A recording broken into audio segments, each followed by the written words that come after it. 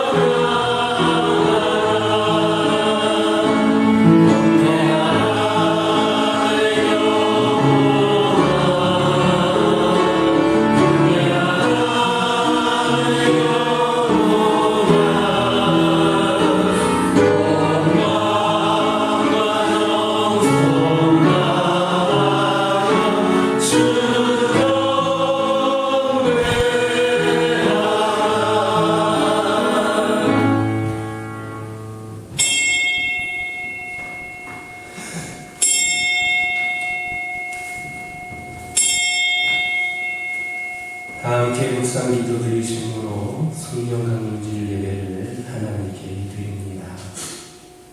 진리의 성령이 오시면 그가 너희를 모든 진리 가운데로 인도하시리니 그가 스스로 말하지 않고 오직 들은 것을 말하며 장래일을 너희에게 알리시리라. 아멘.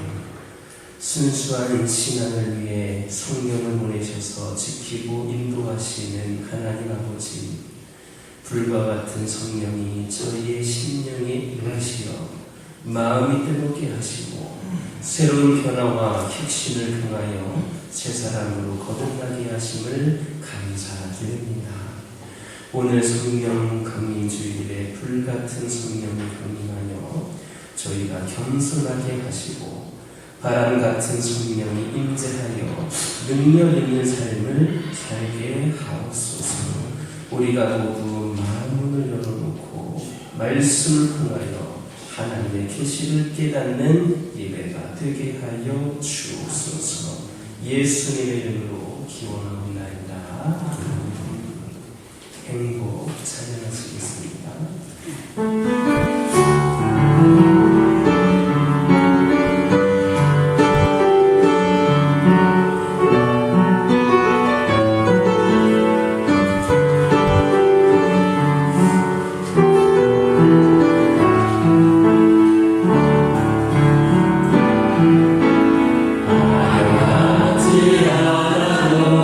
정결하게 산사 가진 것이 좋은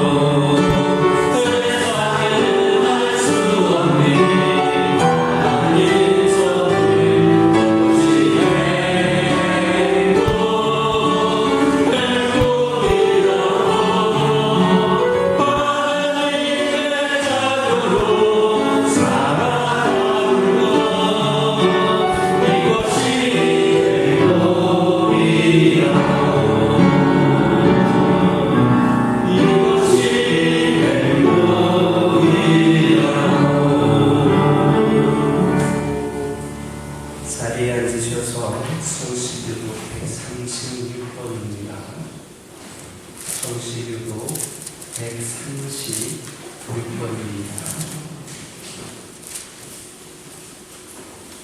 성시교독 136번 교독합니다. 그 후에 내가 영을 만민에게 부어주리니 너희들 흔히는 꿈을 꾸며 너희 젊은이는 이상을 볼 것이며 그때 내가 또 내 영을 남성과 여종에게 부어줄 것이며 내가 이적을 하늘과 땅에 베풀리니 곧 피와 불과 연기 기둥이라. 여호와의 크고 두려운 날이 이르리니 해가 어두워지고 달이 핏빛같이 변하려니와 누구든지 여호와의 이름을 부르는 자는 구원을 얻으리니 이는 나 여호와의 말대로 시온 산과 예루살렘에서 피할 자가 있을 것이며 남은 자 중에 나 여호와의 부름을 받을 자가 있을 것이니라. 아멘. 지난 한 주간의 삶을 돌아보면서 찬양의 기도를 하나님께 드립니다.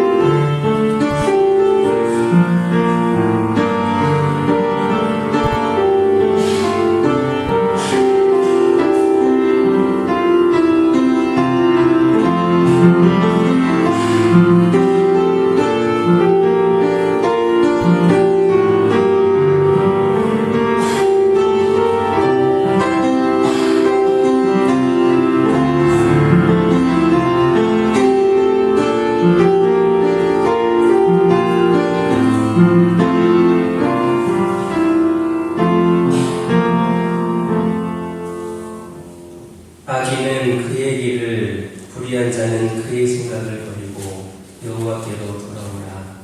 그리하면 그가 긍휼히 여기시리라. 우리 하나님께로 돌아오라. 그가 너그럽게 용서하시리라. 아멘. 찬송 191장입니다.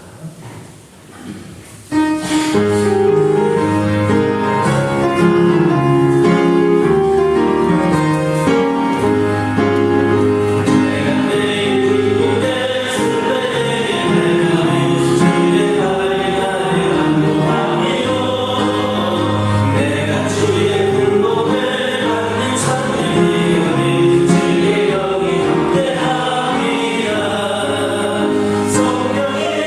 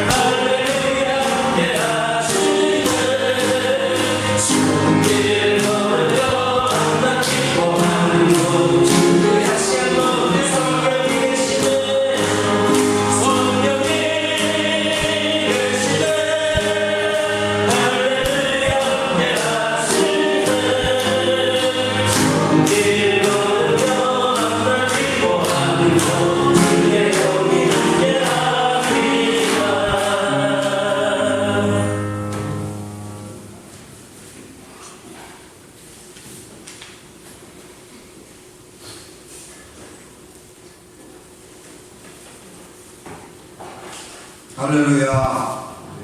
죄악으로 오염되고 썩어가는 세상을 성령으로 새롭게 인도하시는 하나님 아버지, 동이 많은 속된 저희를 예수 그리스도의 보혈로 거룩하게 씻어주신 은혜를 감사합니다.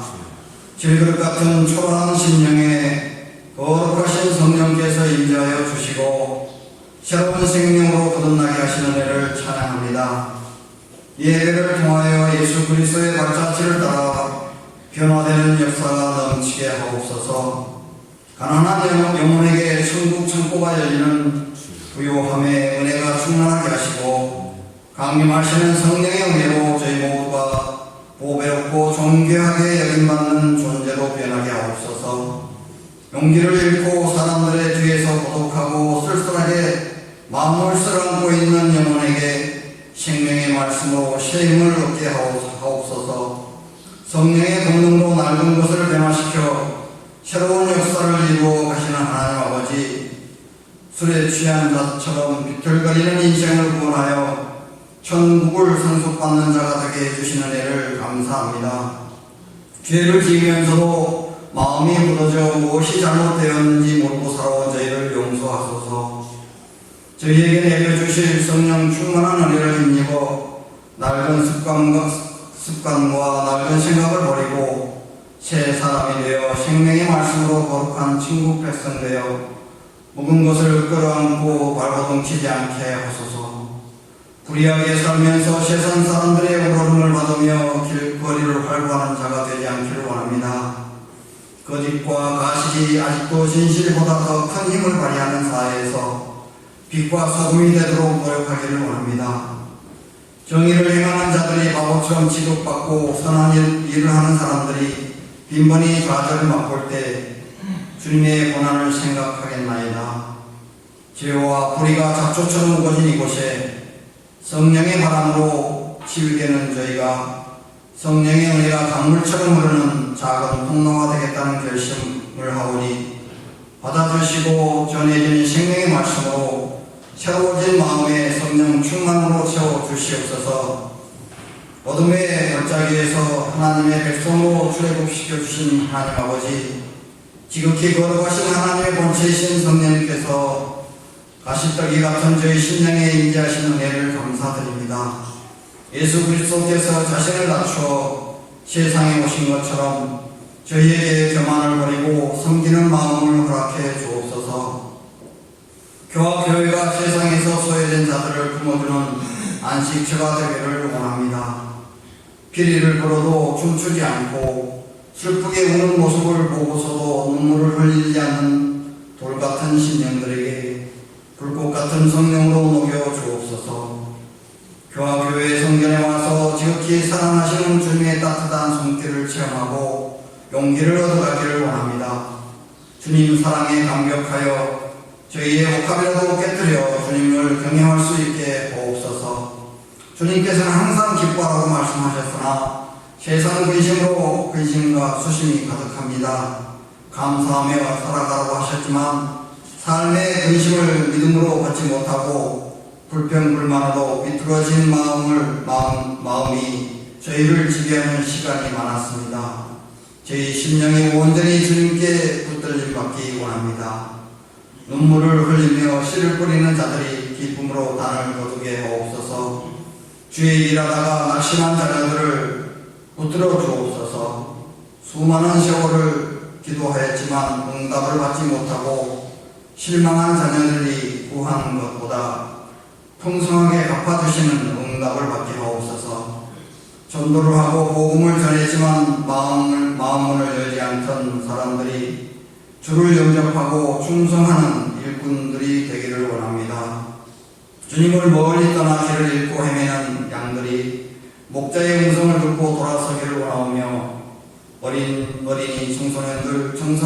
청년들에게 비전을 공유할 수 있는 소통의 장을 마련해 주심을 감사드립니다.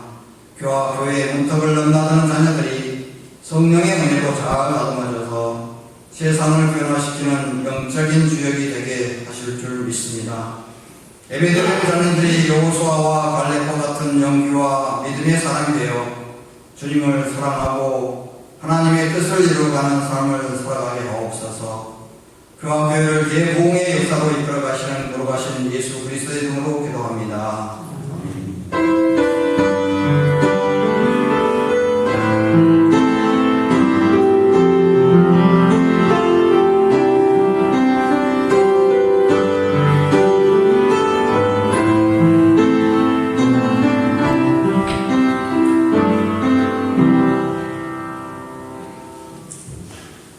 성경 공독하겠습니다.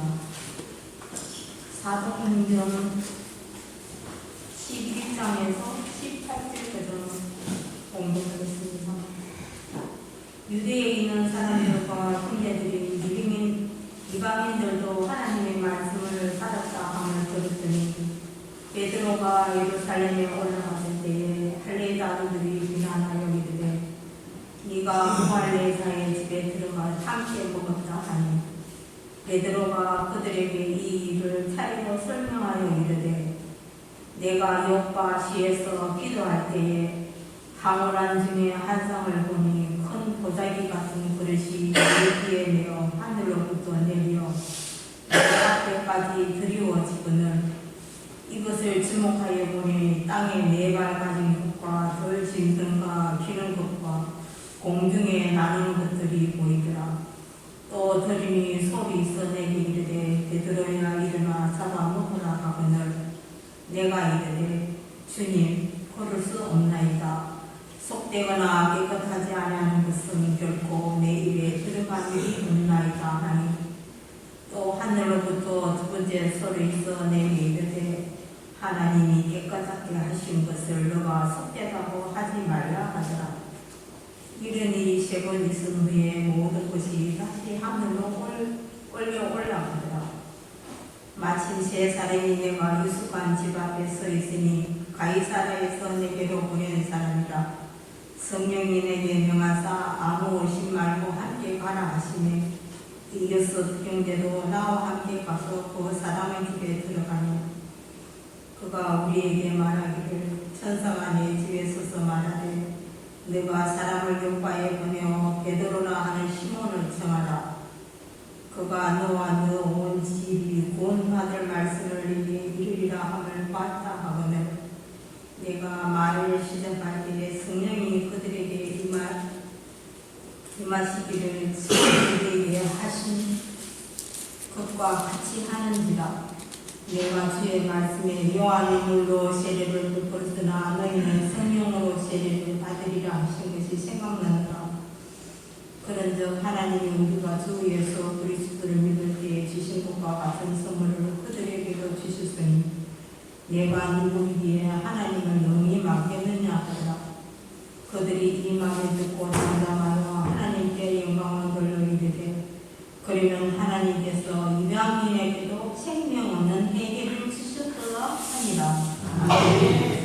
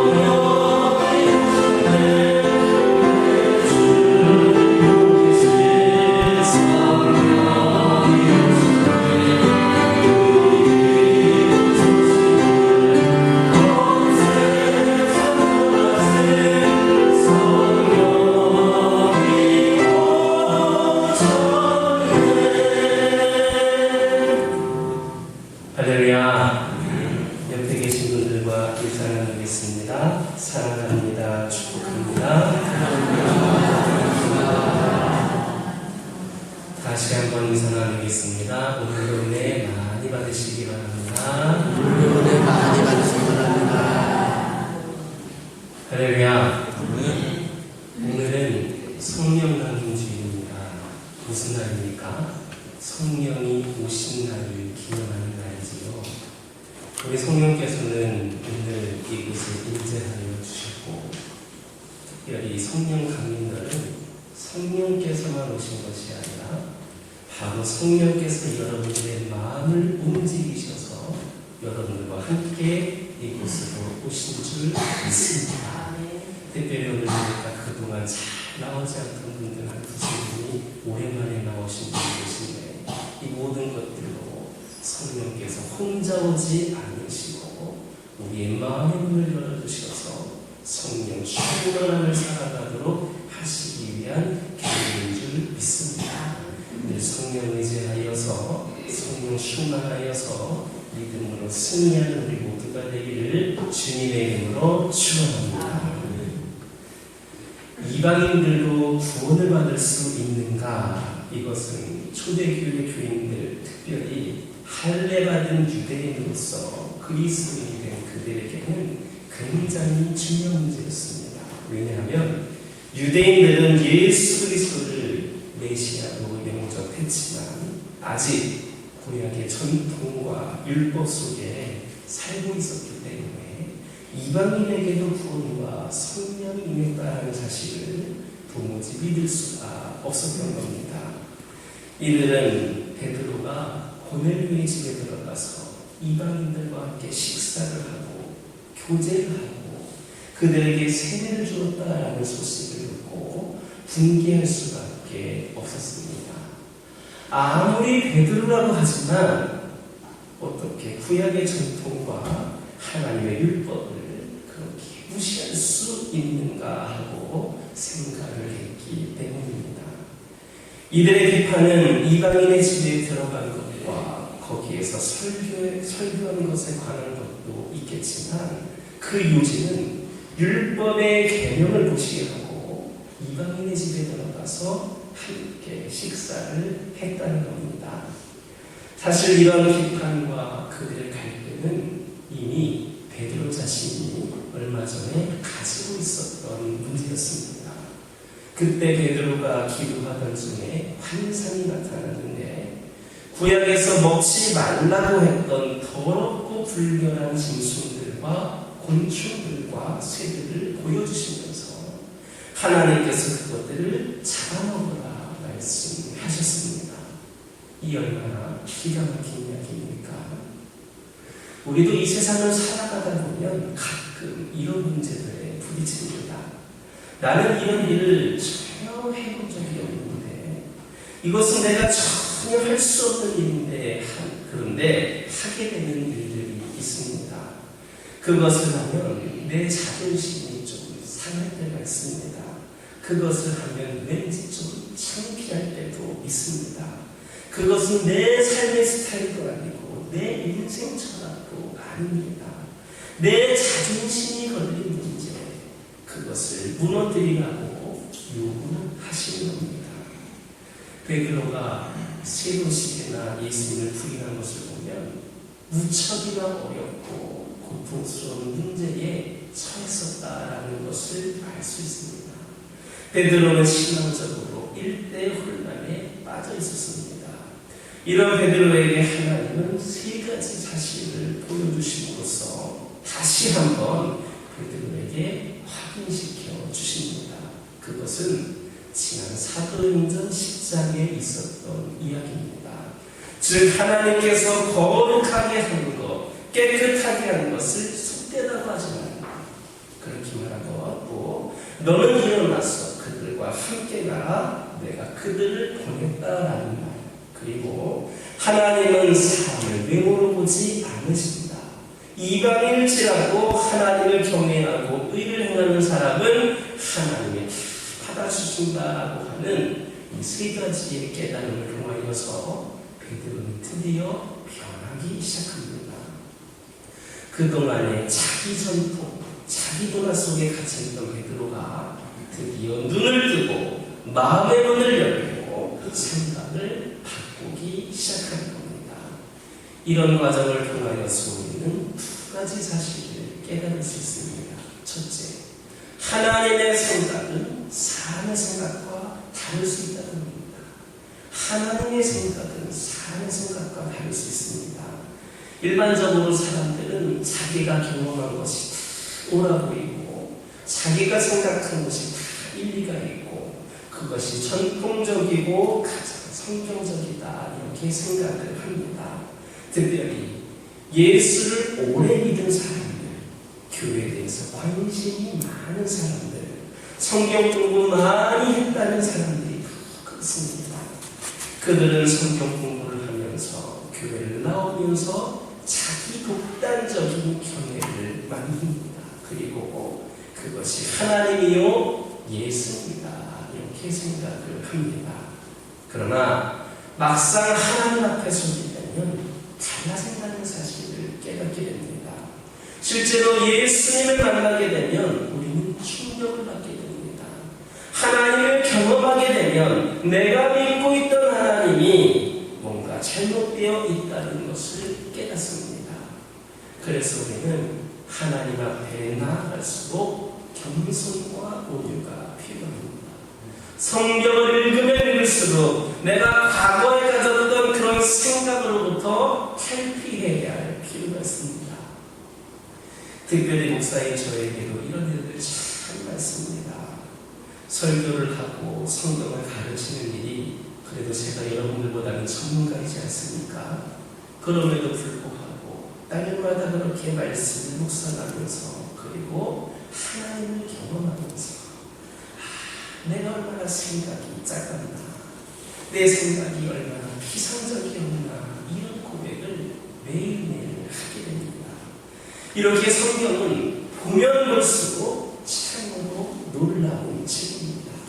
내 자신이 틀렸다고 판단되었을 때에 우리는 그 말씀에 비추어서 우리가 성경을 갖다가 할 때 하나님 만났을 때에 틀렸다고 판단되었을 때에 우리는 서슴지 않고 수정하고 바꿀 수 있기를 주님의 이름으로 축원합니다. 이스라엘을 하나님이 선택하셨습니다. 이스라엘을 선택한 하나님의 뜻은 이스라엘만을 구원하기 위함이 아니었습니다. 그러나 구약의 이스라엘 사람들은 자신들이 선택되었다라고 하는 그 기쁨과 자만심 때문에 하나님은 자신들만을 위한 하나님이다 이렇게 생각을 할 것입니다. 그런데 이러한 일들이 교회 안에서도 얼마든지 있을 수 있습니다. 교회 여러분들 처음 나왔을 때 어땠습니까? 겸손하고 온유합니다. 그러나 교회 봉사도 오래 하고 교회에서 직분도 맡고 교회에서 잔뼈가 굵어지면 그 생각이 없어집니다. 마치 이 교회가 나를 위해서 있는 것처럼 그렇게 생각을 합니다. 내가 중요합니다. 그래서 나를 중심으로 모든 일들이 일어나기를 바라는 겁니다. 내가 모르면 안 됩니다. 내가 관여해야만 합니다. 내가 주장하는 일이 통과되지 않으면 시험이 됩니다. 어느 사이에 하나님이 주인이 아니라 내가 주인이 되어버립니다. 모든 논리를 그렇게 바꿔갑니다. 그게 인간입니다. 그런데 그게 바로 이스라엘이었습니다. 그런데 여러분, 이스라엘의 구원은 하나님께서 이스라엘을 선택하셔서 그들을 구원하신 것은 이스라엘을 위한 것이 아니었습니다. 이방인을 구원하기 위하여서 이스라엘을 택했던 겁니다. 그러나 놀랍게도 지금 이스라엘은 이방인이 예수 믿는다는 사실, 구원받는다고 하는 사실, 성령 받는다라고 하는 이 사실에 대해서 마음에 흔들릴 수가 없습니다. 여러분도 한번 생각해 보시기 바랍니다. 이스라엘이 하나님의 선택을 받기 전에 그들도 이방인이었습니다. 믿음의 조상이 된 아브라함이 부름을 받기 전에는 메소포타미아 갈대아에 사는 한 이방인이었습니다. 하나님과 아무런 상관이 없는 사람이었는데 하나님이 그를 불러서 때를 닦아주시고 허물을 벗겨주시고 믿음을 주셔서 조상으로 만들어주신 겁니다. 하나님은 이스라엘을 백성으로 삼으시고 시련을 겪게 하셔서 온전한 하나님의 선민으로 키워주신 겁니다. 이것이 은혜 아닙니까? 우리가 언제부터 예수를 믿었습니까? 우리가 예수를 믿게 된 것이 은혜 아닙니까? 그런데 우리 말이 너무나도 많습니다. 따지는 게 너무나도 많습니다. 자기 권리를 너무나도 많이 주장하고 있습니다. 그게 바로 이스라엘입니다. 우리가 언제부터 부자였습니까? 우리가 언제부터 권력을 가졌습니까? 우리가 언제부터 그렇게 지식이 많았습니까? 조금 잘 먹게 되었다고, 조금 능력 있게 되었다고, 말할 수 있는 자리에 앉게 되었다고 인생에 대해서 너무나도 건방지지는 않았습니까? 바로 그게 이스라엘이었습니다. 이스라엘은 자기 분수를 몰랐습니다. 그 은혜를 모르고 나만이 이스라엘 백성이요, 나만이 하나님의 백성이요, 나만이 선택된 백성이라는 오만과 자만심을 갖게 되었던 겁니다. 두 번째로 우리는 하나님의 생각과 내 생각이 다르다는 것을 깨달았을 때에 어떻게 해야 되는가를 여기에서 볼 수 있습니다. 여러분, 베드로는 어떻게 했습니까? 즉시 태도를 바꿉니다. 저는 여러분들에게도 이런 축복이 있기를 축원합니다. 내가 잘못되었다고 판단되었을 때에 비겁하게 따지거나 물고 늘어지지 말고 솔직하게 인정하고 하나님 앞으로 돌아오시기 바랍니다. 오늘 본문 17절을 보니까 베드로는 열심히 설교를 하고 나서 마지막에 이런 말을 합니다. 내가 누구이기에 하나님을 능히 맡겠느냐. 얼마나 더 좋은 설교가 필요합니까? 놀라운 사실은 하나님은 이방인이라 할지라도 유대인들에게 주었던 똑같은 선물을 주셨다는 겁니다. 그 선물은 두 가지가 있는데, 첫째는 구원의 선물이고 둘째는 성경의 선물입니다. 구원의 선물과 성령의 선물이 이들에게도 나타났습니다. 분명히 하나님은 이방인들을 선택하신 겁니다. 그렇다면 이스라엘은 자기 자존심을 꺾어야 됩니다. 자기 전통과 기존의 생각을 바꿔야 됩니다. 그렇다면 하나님의 생각과 내 생각이 다르다는 것 어떻게 할 수 있습니까? 첫째는 성경을 읽어야 됩니다. 이게 제일 좋은 길입니다. 성경은 하나님의 말씀을 기록한 책입니다. 따라서 성경에는 하나님의 뜻이 가득 차 있습니다. 하나님의 생각이 가득 차 있습니다. 그래서 그 성경을 그냥 읽는 겁니다. 성경을 읽지 않으면서 자기 생각이 옳다고 주장을 합니다. 말 많고 잘 따지고 성경교를 가지고 이러쿵저러쿵 따지는 사람들이 있습니다. 그런데 그들은 분명 성경을 제대로 읽지 않는 사람들일 겁니다. 두 번째는 성령을 사모하면서 기도하는 겁니다. 특히 교만한 기도는 하지 마시기 바랍니다. 우린 그렇게 훌륭하지 않습니다. 우리 그렇게 대단하지 않습니다. 우리는 하나님 앞에 그저 불쌍한 사람들입니다. 따라서 우리는 하나님 앞에 정직해야 됩니다. 그래야 하나님의 뜻을 알고 겸손할 수가 있습니다. 베드로는 자신을 비판하는 다른 사도들과 제자들에게 어떻게 반응을 했습니까? 신경질을 냈습니까? 아닙니다. 그들에게 차근차근 아주 자세하게 성령께서 역사하셨던 일을 설명했습니다. 이런 경우에는 인내가 필요합니다. 또 친절하고 온유한 태도가 필요합니다. 이것이 바로 복음을 깨닫지 못한 자들에 대한 우리들의 영적인 태도여야 합니다. 그들은 눈을 뜨지 않았기 때문에, 어둠 속에 있기 때문에, 하나님의 마음을 깨닫고 있지 못하기 때문에 정신적으로 영적으로 혼돈에 빠져 있습니다. 그런 자들에게 베드로는 설명을 했습니다. 이게 전부입니다. 그들이 이해할 수 있을 때까지 친절을 베풀어야 됩니다. 때로는 모욕도 참아야 되고 기다려줄 수도 있어야 합니다.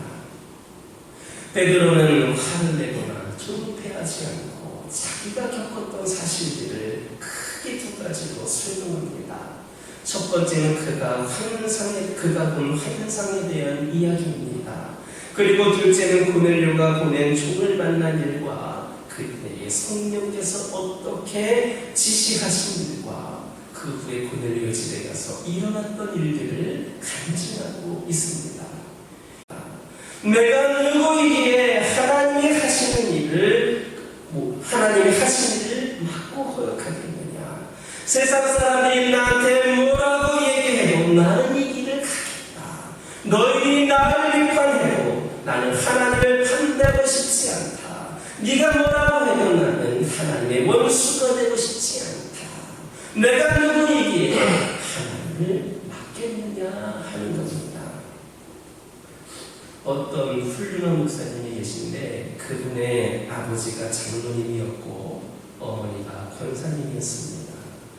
그런데 그 아들이 대학을 다닐 때에 예수를 너무나도 잘 믿으니까 이 목사님, 그때는 목사님이 아니었겠지만 이 목사님 보고 미쳤다고 했다고 합니다. 장로, 권사님, 부모도 그러시는데 다른 이들은 오죽하겠습니까? 예수 좀 잘 믿어보려고 하면 부모님들이 이해를 못합니다. 주일에나 교회 가고 적당히 믿으라고 합니다. 거기에 너무 빠지지 말라는 겁니다.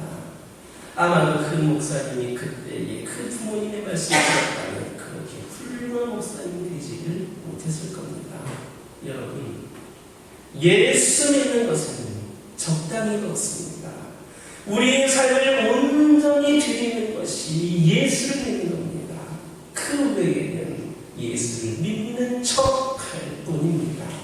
여러분과 여러분의 가정이 삶을 온전히 드리는 진정 예수 믿는 가정 되시기를 주님의 이름으로 축원합니다.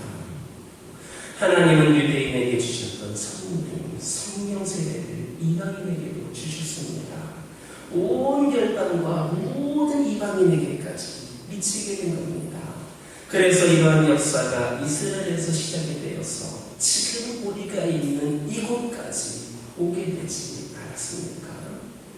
18절의 말씀 보니까 하나님이 이방인에게도 성령을 쏟으셨다라는 말을 듣고 이스라엘 사람들이 어떻게 했습니까? 잠잠했다. 즉, 할 말을 잃었다 했습니다. 우리 모두도 하나님 앞에서 잠잠하기를 바랍니다. 헛소리하지 마시기 바랍니다. 쓸데없는 편견과 잘못된 비판 그리고 오만에 빠지지 않게 되기를 바랍니다. 하나님은 우리에게 황금 같은 시간을 주셨고 우리에게 건강을 주셨고 능력을 주셨습니다. 우리가 열등감에 빠져 있을 시간이 어디 있습니까? 좀 못났으면 못난 대로 살면 되고 부족하면 부족한 대로 살면 되지 그게 뭐 중요하겠습니까? 자학하고 열등감에 빠지는 것도 일종의 사치입니다. 우리는 하나님의 부름받은 백성입니다. 우리는 영광스럽게 우리에게 주신 시간을 써야 되는데 주어진 능력을 활용해야 되는데 기회들을 활용해야 되는데 하나님께 영광을 돌려야 되는데 그렇지 못할 때가 있습니다. 사랑하는 사람에게는 미워할 시간이 따로 없습니다. 사랑하는 시간들로 부족하기 때문입니다. 마찬가지로 복음을 가진 자들은 복음을 전하기 위해 시간을 써야 됩니다. 다른데 낭비할 시간 없습니다. 예수님이 이 땅에 복음을 주신 후 2000년이 지난 지금 우리는 사도행전의 정반대의 상황에 직면했습니다. 지금의 이방인들은 그 당시에 크리스천 유대인들처럼 되었습니다. 전혀 예수를 믿을 수 없으리라고 상상했던 그 이방인들이 지금은 예수에 대한 소식을 듣고 믿고 있습니다.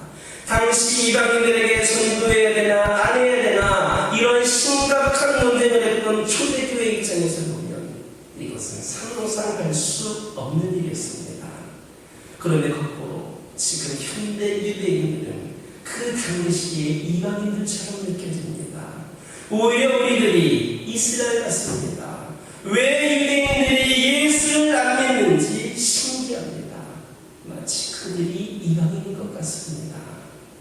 초대교회의 그리스도인들은 유대인으로서 메시아를 믿었던 사람들이었는데 그 당시에 그들은 이방인들을 전도하기 위해 생명을 바쳤고 순교까지 했습니다. 그러므로 그 당시 크리스천 유대인들이 이방인들을 전도하기 위해 순교했던 것처럼 지금 예수를 믿고 있는 우리 이방인들은 예수 믿지 않는 그 유대인들을 위하여 순교할 수 있는 그런 열심이 있어야 합니다. 이방인이었던 우리가 도움을 받아 복음을 듣고 구원의 길로 설 수 있었던 것처럼 이제 우리도 도와줘야 됩니다. 기도해줘야 됩니다. 전도해줘야 합니다. 여러분, 하나님이 여러분들 왜 구원하신지 아십니까? 단순히 여러분들을 위해서가 아닙니다. 여러분들을 통하여 또 누군가에게 복음이 전하여지고 전도하여지게 하기 위함이었습니다. 과거 이스라엘을 선택하셨던 이유가 이방인들을 전도하기 위함이었다면 오늘날 우리를 먼저 구원받게 하신 이유는 우리를 통하여 또 다른 누군가에게 복음이 흘러가고 그들에게 주의 사랑을 전하고 그들을 구원하기 위함입니다. 우리는 원래는 구원받지 못한 자들이었지만 먼저 선택된 자들로 하여금 우리가 구원받게 되었기 때문에 복음의 빚진 자들입니다.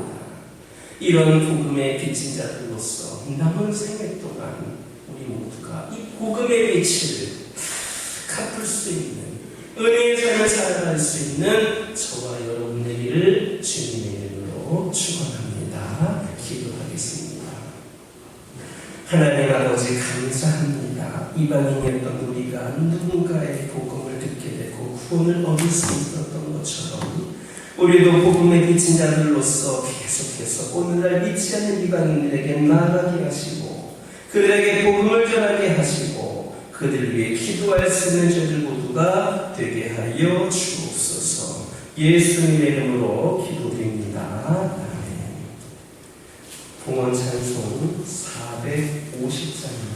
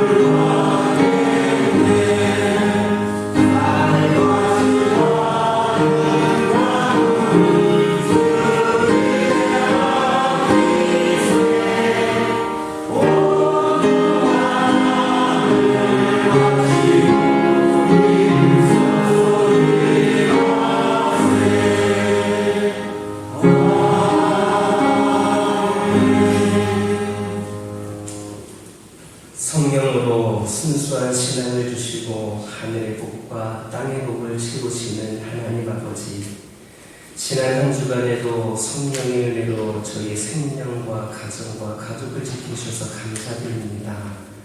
하나님께서 저희에게 성령의 은사를 주셔서 교회를 섬기게 하시고 때를 따라 먹을 것을 주시고 입을 거리와 살 집도 마련해 주셔서 평안하게 살았습니다.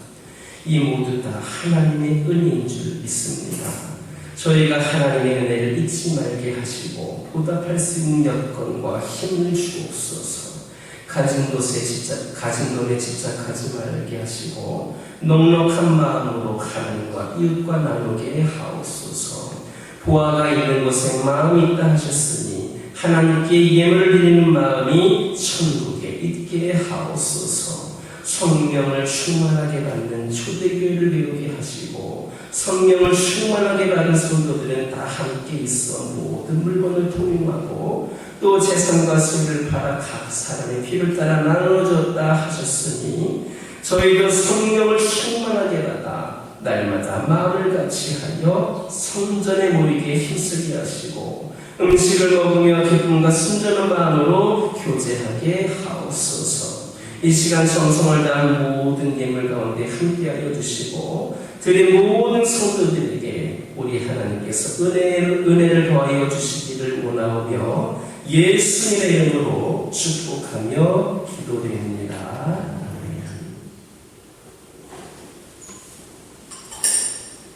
교회 소식 전해드립니다. 오늘 오후에는 전유인 어울마당이 있습니다. 미리 예고드렸던 것처럼 추억의 놀이를 함께 하면서 오후를 보내려고 하는데 장소는 공단이 아니라 교육관입니다. 그리고 2시라고 광고를 했는데 또 비도 오고 그러다 보니까 중간에 사시는 분들 계실 것 같아서 오후 1시에 점심 식사 후에 오후 1시에 바로 교육관에서 진행을 하도록 하겠습니다. 예배를 드리는 것이 중요하고 다 중요하지만 또 함께 우리 성도들끼리 교제하고 함께 이렇게 나누는 것도 너무나도 중요한 시간입니다.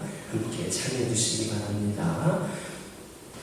그린 엑소더스 캠페인 다음 주 환경의 날까지 계속해서 진행이 됩니다. 여러분들 실천해 주시기 바랍니다. 다음 주 주일은 환경주일입니다. 구역 예배가 다음 주에 있는데 구역 예배 후에 작년과 같이 우리 모든 교인들이 지역사회에 쓰레기 봉투를 들고 이렇게 쓰레기를 청소하는 길거리 청소하는 시간을 가지려고 합니다. 많이 참석하셔서 우리 하나님의 모든 창조 질서를 보존하는 일에 우리가 조금이라도 보지만 원래 계속해야 되는데 계속 못하니까 이날이라도 함께 참여할 수 있는 시간이 되었으면 좋겠습니다.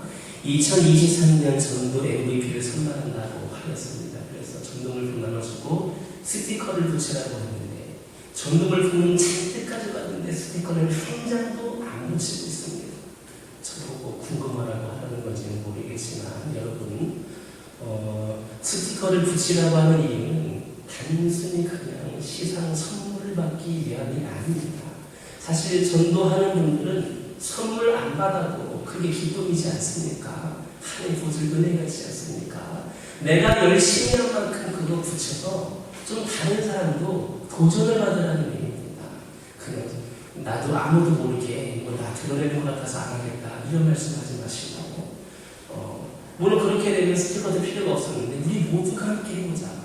우리 실제적으로 우리 전도 누가 하고 있느냐 우리가 좀 같이 나누면서 전도의 도전을 받기 위함입니다. 그러니까 여러분 다른 사람도 선물 주기 위해서 나눠주시면 이런 생각도 하지 마시고 그것도 다른 사람이 못 받게 되는 그것도 하나님의 뜻인 것이고 또 여러분 1등만 주지 않을 겁니다. 제가 그렇게 매몰차게 1등만 주지는 않을 거니까 2등도 있고 다 줄 수도 있으니까 여러분들이 전도한 만큼 그대로 붙이시기를 바랍니다. 그래야 다른 목사도 우리 교인들이 누가 어떻게 전도를 하고 있구나라는 것을 좀 볼 수가 있을 것 같습니다. 그래야 부족한 부분도 교육도 하고 또 우리가 더 함께 힘을 내보고 할 수 있을 것 같습니다. 그러니까 여러분들 귀찮아하지 마시고 정말 안 붙이면 그건 정말 전도 안 한 줄 알고 제가 따로 불러서 권면할지도 모르니까 여러분들 꼭 붙여주시기를 바라고 함께 우리가 올해 한번 전도연대를 좀 내줬으면 좋겠습니다. 월사 기도회가 6월 1일 오전 5시에 있습니다. 구역신당 참고해 주시고 목회 일정도 참고해 주시기 바랍니다.